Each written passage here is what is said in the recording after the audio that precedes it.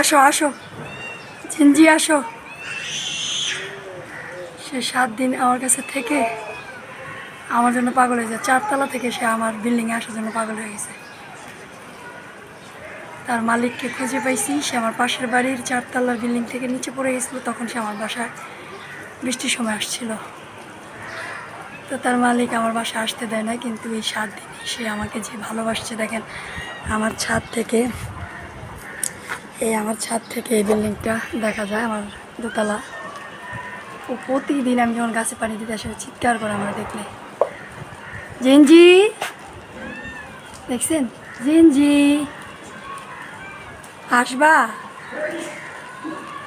মন খারাপ? হ্যাঁ মন খারাপ, আসো। লাভ দাও, তুমি আসো। আসতে দেয় না, আসো আসো।